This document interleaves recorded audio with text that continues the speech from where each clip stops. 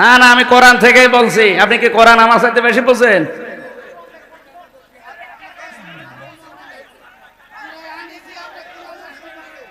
আপনারা আনতে বলেছে কে? আপনাকে আমি বলেছি আমার নিয়ে আসেন।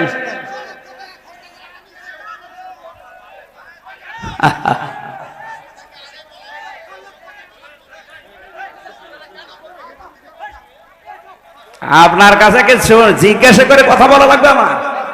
এটা আগস্টের 5 তারিখের করার জায়গা পান না? দেশটা ফোকলা করে ফেলেছেন আপনারা। সব দালাল এগুলো ধরেন, ওগুলো ধরেন, ধরেন ধরেন। শয়তানি করার জায়গা পায় না, দেশটা শেষ করে দিয়েছে। টাকা ফেরত দেওয়া লাগবে দেশের। শয়তানি হয়নি, কি হবে কি? এটা আর আগস্টের 5 তারিখে নেই। ভণ্ডামি করার জায়গা পাও না। যেখানে বাধা পাবেন ওই জায়গায় একেবারে মাটির সাথে মিশিয়ে ফেলবেন। কোনো ছাড় নেই। আর কিসের ছাড়? দেওয়ালে পিঠ ঠেকে গেছে আমাদের। ও তো আর ভিকটিম না। ওরা যদি 3 বছর ওইভাবে আয়না ঘরে রেখে দিত, ওই শয়তান টের পেত। খেয়ে না খেয়ে জীবনটা শেষ করে দিয়েছে আমার। দেশটা ফোকলা করে ফেলেছে, মাল পানি সব বাইরে পাঠিয়ে। আর এখন আবার বলে রাজনীতি হচ্ছে। ওর কাছে জিজ্ঞাসা করে কোরআন আমারে বলা লাগবে? ওর সাথে বেশি বুঝি আমি? আবার বলে টাকা খরচ করে। তোর টাকার জন্য এসেছে মানুষ? হ্যাঁ,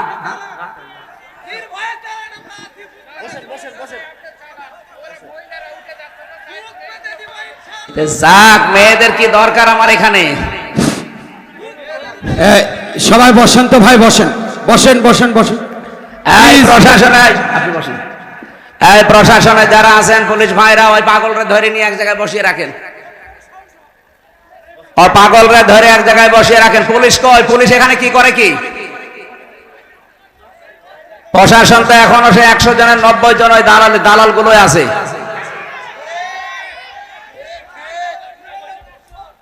একটাকেও যেন চেয়ারে রাখা না হয়। আজকে 42 জন ডিসি আর এসপি সব পাল্টিয়ে ফেলেছে। এই 14 সাল, 18 সালের, 24 সালের নির্বাচনে যারা হাসিনাকে সাহায্য করেছে, একটাও যেন দায়িত্বে না থাকে। ডক্টর ইউনূস এটাই করছে সামনে। উনি অনেক বড় খেলোয়াড়। আপনি মনে করছেন যে বুড়ো মানুষ কি করছে? এই জন্য যারা প্রশাসনে এখনো নিরপেক্ষ হয়ে বসে আছেন, হাসিনার দালালি করবেন সামনে, আপনি সাবধান। ওকে ধরেন, ধরে এক জায়গায় বসিয়ে রাখেন, মোনাজাত করে নিয়ে। ওরে আমি দেখছি বলে হুজুর তাফসীর করেন। আরে তাফসীর আপনার সাথে? আমি তাফসীরের উপরে পড়া, আমি তাফসীর আরম্ভ করছি তো।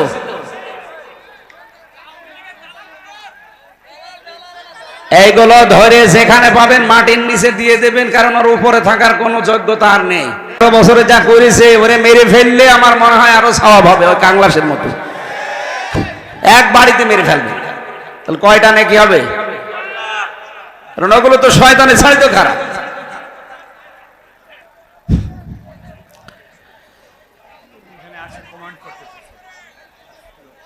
না, ও চ্যালেঞ্জ দিয়েছে। ও মনে করছে আমির হামজা কি ও ছেলে ছিল, বোঝে না। আরে বেটা, এখন এই দেশ চলছে কি করে আপনি টের পাচ্ছেন?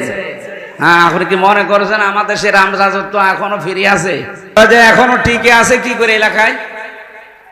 পরিচয় যদি দেয় একেবারে কবর দিয়ে দেবেন।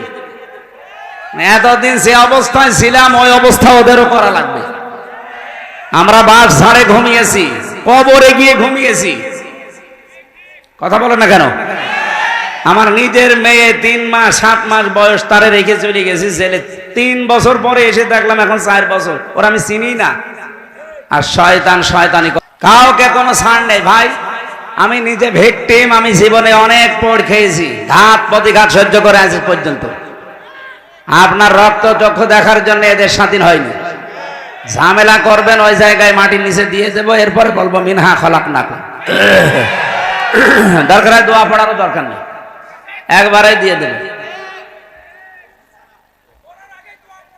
হ্যাঁ, মরার আগে তো দোয়া পড়ে নিচ্ছে।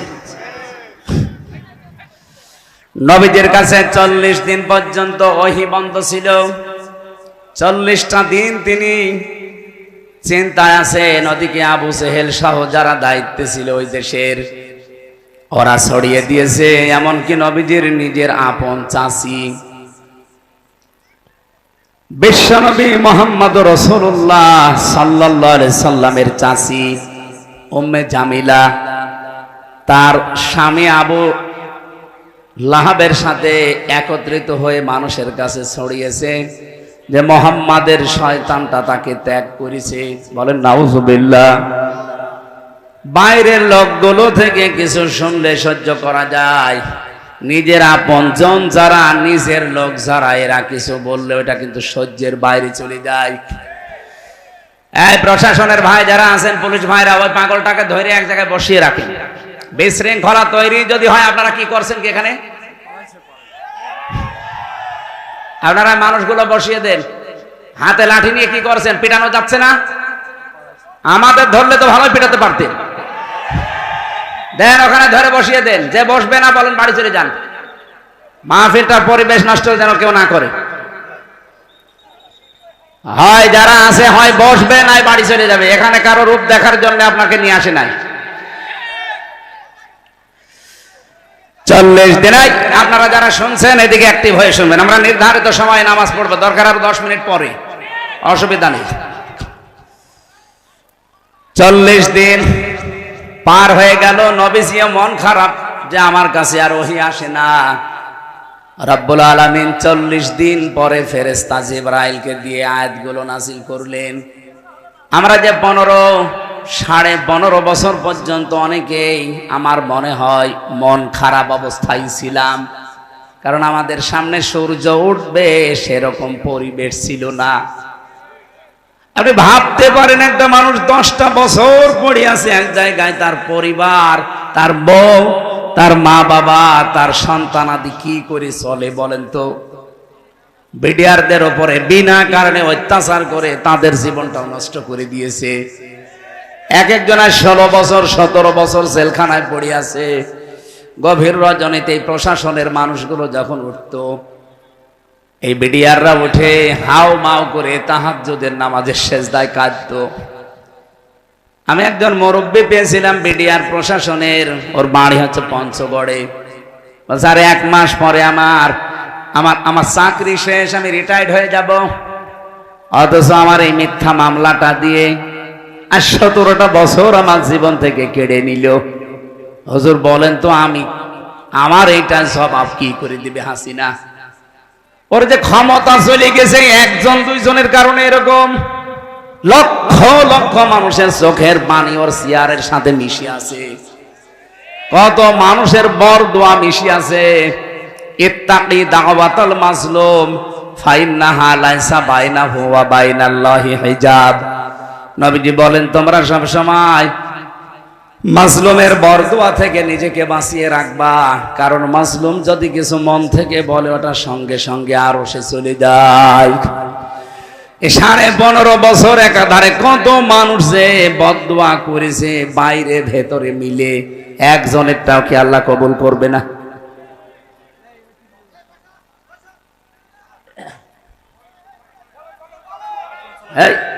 এখানে এরা কি করে? কি এরা কি কমিটির লোক?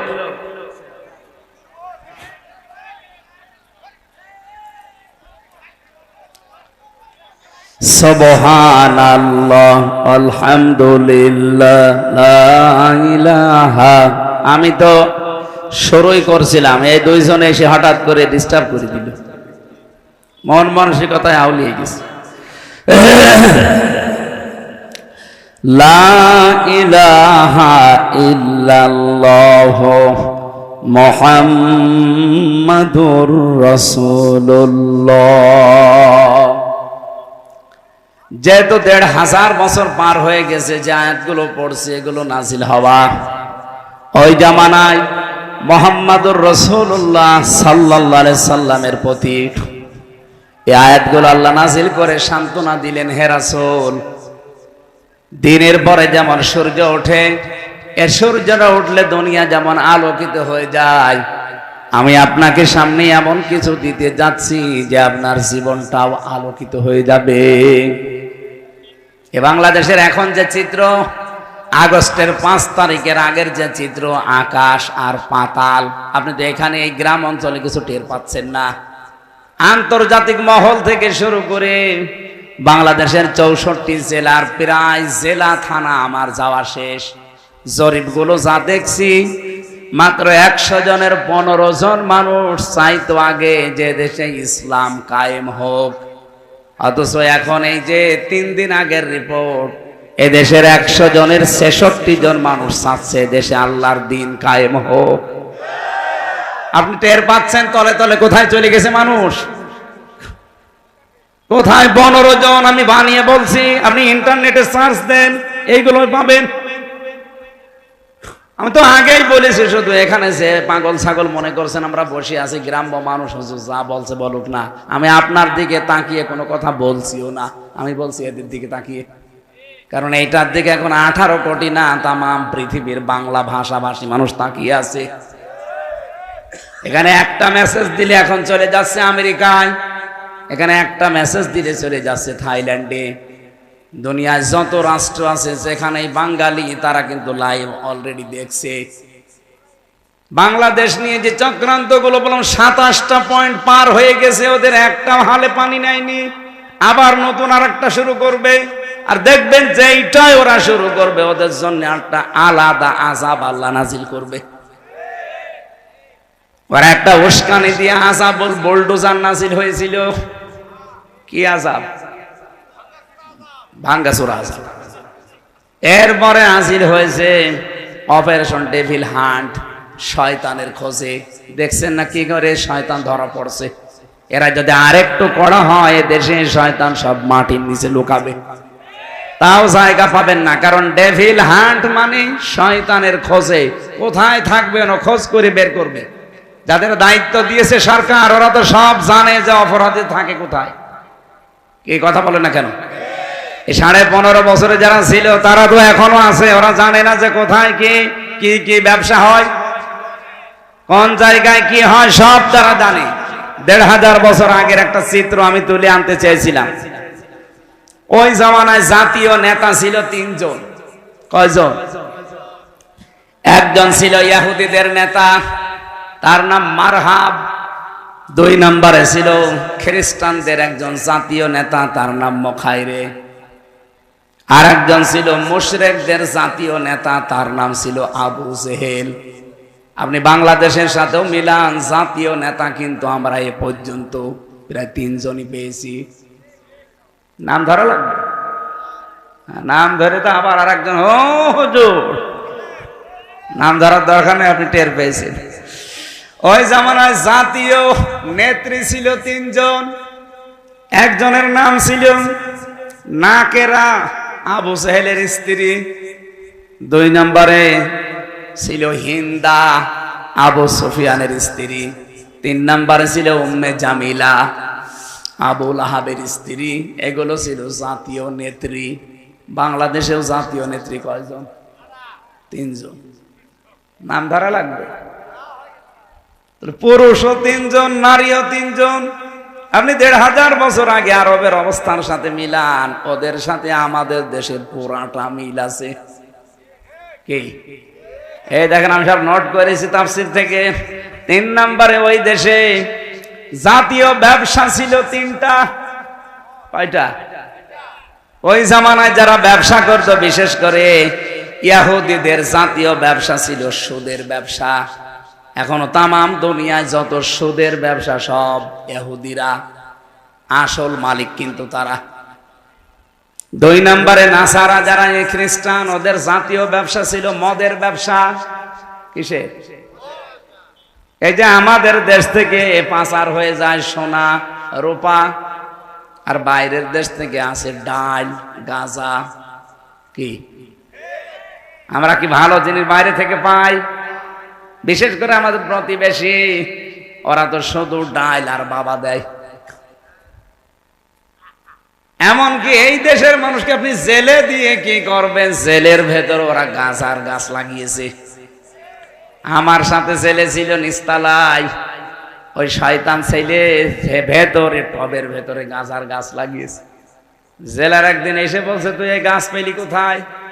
বলছে আমি যে মামলার হাজিরা দিতে গিয়েছিলাম, আমারও তো বন্ধু বান্ধব আছে বাইরে, তারা আসার সময় গাঁজার পোটলা দিয়েছিল, ওইটাই মুখের ভেতরে রেখে দিয়েছিলাম, মেশিনে স্ক্যান করার সময় ধরা পড়েনি, ওইটাই এসে আমি লাগিয়েছি 2 মাস আগে, দেখেন গাছ কত বড় হয়েছে। জেলার তো হিন্দু দেবদুলাল, ও তো আর জান্নাত জাহান্নাম বিশ্বাস করে না। তখন বলছে আরে শয়তান, তুই গাঁজা খাওয়ার কারণে পুলিশে ধরে ধরে জেলে দিল, আর তুই গাঁজার গাছ লাগিয়েছিস ভেতরে, ধরে তো স্বর্গে দেওয়া লাগবে। 1500 বছর আগে যারা মুশরিক, তাদের জাতীয় ব্যবসা ছিল নারীর ব্যবসা। কি বললাম? আপনি তাকান আজ বাংলাদেশে জাতীয় ব্যবসাগুলোর দিকে, অধিকাংশ মানুষ কিন্তু মেয়ে লোক দিয়ে ব্যবসা করছে। আরে 15.5 বছর এটা আরো বেশি ছিল। আপনি দোকানদারিতে লাগিয়ে দিয়েছে মেয়েকে, একটা সাবান বিক্রি করবে সেখানেও মেয়েদেরকে, অথচ মেয়ে লোকের যে সম্মান বিশ্বনবী আসার পরে দিয়েছিলেন, তামাম পৃথিবী আজ ওই সম্মান দিতে পারবে না। ওরা 15.5 বছরে কোথায় নিয়েছে মেয়েদের? শরীফ থেকে শরীফা বানিয়ে মেয়েদের ইজ্জত নষ্ট করার জন্য পায়তারা করছিল, আল্লাহ ধরিয়ে দিয়েছে। আরে ভাই বলেন তো, একটা শরীফ ও বিকালে বলছে আমি শরীফা হয়ে গেছি, আমি এখন মহিলা হোস্টেলে থাকবো। ও যতই শরীফা দাবি করুক, মাল কি আগেরটাই। ও যেই মহিলা হোস্টেলে থাকতে চায়, বলেন ওখানে আপনার মেয়ে আছে, আপনার ফুফু আছে, আপনার বোন আছে, নেই? পরে যদি আপনি ওখানে দেন, বলেন তো ওকে ঠিক থাকবে না যার সন্তান জন্ম দেবে? এই পর্যায়ে পৌঁছে দেশটা, আপনি টের পাচ্ছেন? আর বলে হুজুর রাজনীতি করবে না। আরে শয়তান, রাজনীতি কি কোথায় পৌঁছিয়েছিল? কয়দিন পরে তোর মারে বের করে নিয়ে যেতে ধর্ষণ কর। তুই টের পাচ্ছিস কোথায় নিয়েছে শিক্ষা ব্যবস্থাটা? আগস্টের 5 তারিখের পরে পরিবর্তন যদি না করে দিত আল্লাহ এই ছাত্র জনতার মাধ্যমে, সত্যি আপনার মেয়েকে আপনি বাড়িতে রাখতে পারতেন না। কারণ ওই শয়তান 3 দিন পরে এসে বলতো আমি শরীফা, শরীফ না। কারণ আদালত কর্তৃক ওরা পাশ করিয়ে নিত, কারণ আদালত সব ওদের হাতে। আপনি কি মনে করছেন বিচার ব্যবস্থা? বিচার না, সব ওদের হাতে, ওরা যা বলবে তাই। আমার মামলার প্রথমটা জামিন হয়ে গেল, আমি বের হব, বলে না, গেট থেকে 10টা প্রশাসনের যে বিভাগ আছে ওরা আসবে, ডিসিএফআই আসবে, এনএসআই আসবে, কাউন্টার টেররিজম আসবে, এরপরে এসবি আসবে, সিটি আসবে, এরকম 8টা 10টা গোয়েন্দারা এসে বলবে যে না, এনারে ছাড়া যাবে না, আবার মামলা দিয়ে ভেতরে ঢুকিয়ে দাও। এই ছিল দেশের অবস্থা। আর আপনি এখন বলছেন কোরআন হাদিস, কোরআন হাদিস আপনি বসবেন? কোরআন হাদিস বলবো? কোরআন হাদিসের গভীরে গেলে আপনি কিছু বসবেন? ওই জামানায় জাতীয় নেতা কয়জন? জাতীয় নেত্রী, জাতীয় ব্যবসা, আর গোত্র এলাকায় যারা, এই গোত্রপতি ছিল 42 জন। আপনি সারা বাংলাদেশের সাথে মিলান, হয়তো 42 জন হবে না, আর একটু বেশি হয়ে যাবে। 64 জেলা থেকে যদি 64 জন ধরেন, ওই জামানায় 42 জন, এই জামানায় নাই 64 জন। ওদের যে কাজকর্ম, আরে 15.5 বছরের কাজকর্ম পুরাটা মিলে গেছে। আমি আগে পড়তাম IMA জাহিলিয়াতের যুগ, আরে 15.5 বছর ওরা বানিয়েছে আওয়ামী জাহিলিয়াতের যুগ। IMA আর আওয়ামী শব্দ দুইটা পাশাপাশি না, কাজও একই। ওরা 15টা কাজ করেছিল আবু জেহেল ওই জামানায়। আপনি ইতিহাস পড়েন, বেহেরকার রাহিকুল মাখতুমটা পড়বেন, এখানে লেখা আছে এই 15.5 বছর ওরা এরকম 15টা কাজ করেছে। ওরা যে নারী পুরুষের একেবারে অবাধ মেলামেশা চালু করে যার সন্তান তৈরি করার ফ্যাক্টরি তৈরি করেছিল। কারণ ওদের ছেলে মেয়েগুলো সবগুলো বাইরে যেখানে পড়াশোনা করে সেখানে সব ফ্রি সেক্সের দেশ। এই যে জয় যেখানে পড়িছে, এই কথা বলছে না কেন? ও বিয়েও করেছে, এই জন্য এরকম মহিলা। কেন এই দেশে মুসলমান মেয়ে নেই? আপনি একটা মুসলমানের ছেলে, হাজারো মুসলমানের মেয়ে বিয়ে হয় না, এখানে 2-4টা একসাথে বিয়ে করা যায় না? আপনার মায়ের যা বাবার যা আছে আপনি তো 4টা বিয়ে করতে পারেন, মুসলমান 4টা মেয়ে না, একটাও পছন্দ হয়নি, হয়েছে চামড়া কটা। আল্লাহর ইশারা ওর বউ ওরে ছেড়ে দিয়ে চলে গেছে।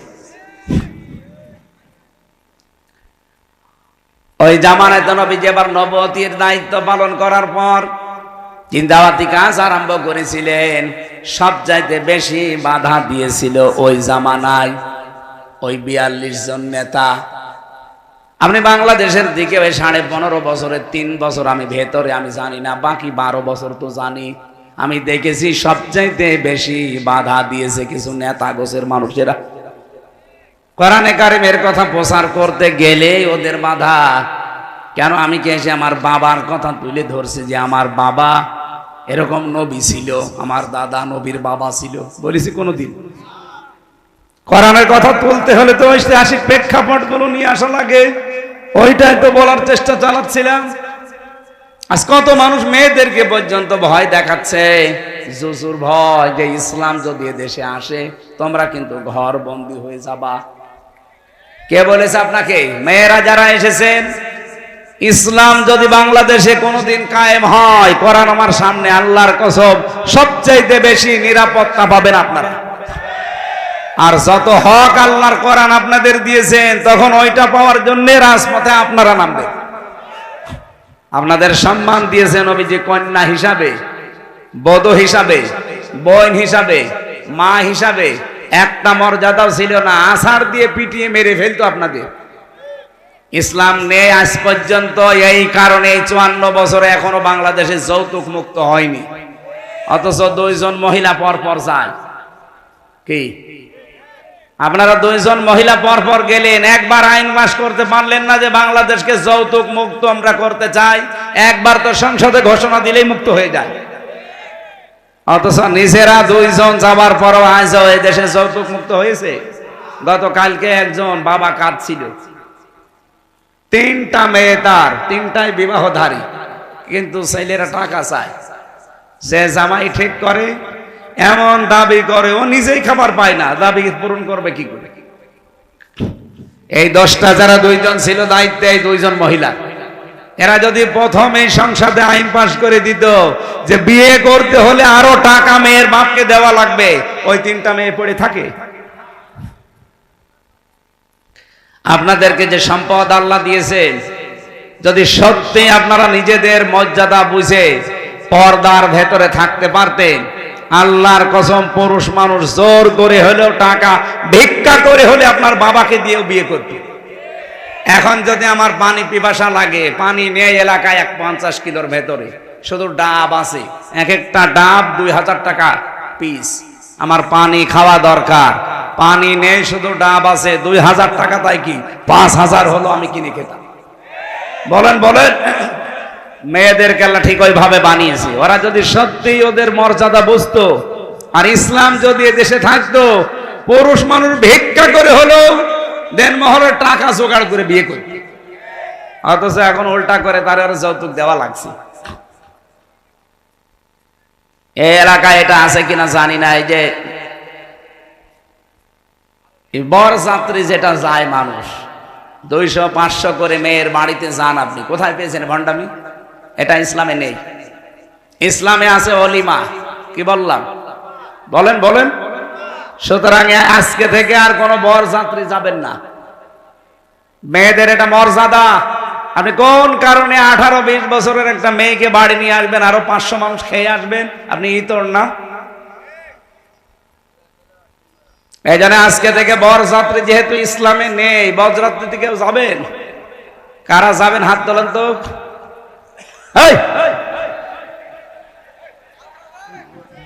না ঠিক আছে, এত কিছু বলার পরেও যদি হাত তুলে বলে বরযাত্রী যাবো, ও দাঁত খোলার দরকার। না না, ও যাবে না। ঠিক আছে, যাবেন আপনি? হ্যাঁ, না যাবে না। এখন থেকে বিয়ে শাদী করতে হলে বরযাত্রী বাদ সিস্টেমই তুলে দেওয়া দরকার। ইসলামে নেই, আমরা ওটা মানি না। এখন কি তৈরি হবে? অলিমা। অলিমা ছেলের বাড়ি হয় না মেয়ের বাড়ি? সম্মানিত মা বোনেরা, মেয়েদের সাংসারিক জীবনে কি করা লাগে, স্বামী স্ত্রীর যে দাম্পত্য কলহগুলো হয় এটা মিটানোর একটা পদ্ধতি আছে। এটা নিয়ে জেলখানায় বসে বই লিখেছিলাম, ওইটা এসে বাইরে পাবলিশ করেছে। বই আজকে গাড়িতে আছে। মেয়েরা আপনার বাচ্চাদের পাঠিয়ে গাড়ি থেকে ওটা নিয়ে যাবেন, যে পুরাটা পড়বেন, একটা স্বামীর জন্য একটা স্ত্রীর জন্য, 2 রকম লিখেছি। আমাদের জীবনে আমি তো দেখলাম জেলখানায় 100টার 60টা মানুষ জেল খাটতেছে শুধু বোর কারণে। এ পারিবারিক জীবনের ঝামেলা, হয় যৌতুক, নাই বউ মেরেছে, এরকম কোনো কিছু নিয়ে। এই জন্য ওইগুলো নিয়ে আমি লিখেছি, পারিবারিক জীবনের দাম্পত্য কলহ এবং তার সমাধান। পুরুষরা নিয়ে বউকে দেবেন, বউ আপনার বিবেকে কি বলবে সেটা আপনি দেখবেন। কিছুদিন আগে এক অধ্যাপক বিসিএস ক্যাডার, ওনারে বলেছিলাম যে স্যার আপনার মুসলমান হওয়ার দরকার, আমাদের ধর্মে যেহেতু বাড়াবাড়ি নেই, জোর জবরদস্তি নেই, এই জন্য আপনাকে আমি জোর করে মুসলমান বানাবো না। আমি ইচ্ছা করলে আপনাকে জোর করে বানাতে পারি, কারণ এ দেশে আমরা 96% মুসলমান আর আপনারা 4%। পিটিয়ে মুসলমান বানিয়ে ফেলতে পারি, কিন্তু না, আমাদের ধর্মে জোর আছে, বাড়াবাড়ি আছে, কিচ্ছু নেই। কলিল হাক্কু মির রাব্বিকুম ফামান শাআ ফালিয়ুমিন ওয়া মান শাআ ফালিয়াকফুর। আল্লাহ বলেন সঠিক কথাগুলো তুলে ধরবেন, যার ইচ্ছা হয় সে মানবে, যার ইচ্ছা হয় সে কুফরি করবে। ইন্না আতাদনা লিয-যালিমিনা নারা, অবশ্যই আমি প্রস্তুত করে রেখেছি জালেমদের জন্য আগুন। তার মানে হক কথা শোনার পরে যে মানুষ মানতে চায় না, আল্লাহর ভাষায় সে জালেম। বলেন, জালেমদের জন্য প্রথম পুরস্কার কি? আগুন। এটা খুব ভালো জিনিস।